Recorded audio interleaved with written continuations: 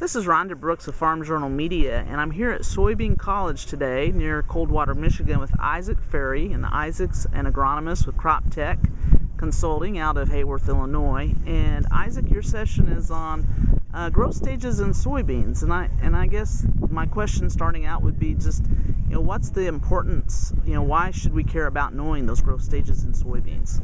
The growth stages in soybeans get pretty important, especially when we talk about the reproductive stages as we go through, because unlike corn, a bean sets its yield a lot later in the season. So we have a lot of our yield is made up as we move into those reproductive stages. So knowing where we're at in the reproductive stage becomes very important when we try to manage plant stress and end up trying to get in the most pod fill as possible. Okay.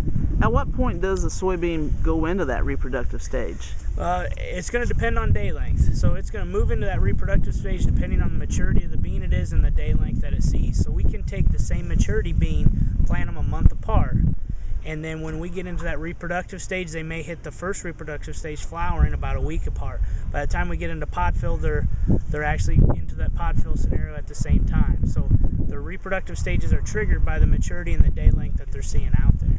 Okay. What are you trying to convey to farmers today during your session?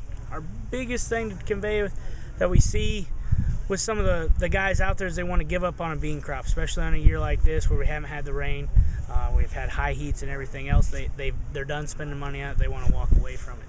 Well, what our idea is to try to tell them that a lot of this yield in the bean is set later on in the season, and knowing where they are in the reproductive cycle or what reproductive stage they're in is going to help determine how much yield they have left to push into these beans. When we figure the actual dry matter of the bean, almost 80% of that is pushed into the bean at R5 or later.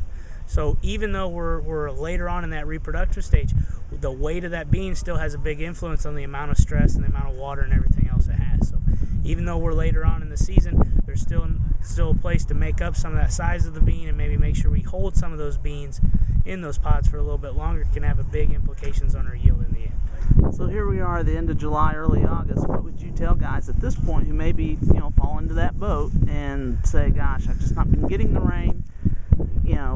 Definitely stay out there and stay scouting. Here at the Bean College site this morning, we got a 1/4 inch of rain. We're back to the hot and dry, but that 1/4 inch helped quite a bit. We're right in that R5 stage. It helps cool everything down, get a little bit of moisture into that canopy. Here over the next week and a half to 2 weeks, as we move into that R5 and R6 stage, some of those rains are going to be critical. Any rains we get are going to go straight to yield. They're going to boost it quite a bit.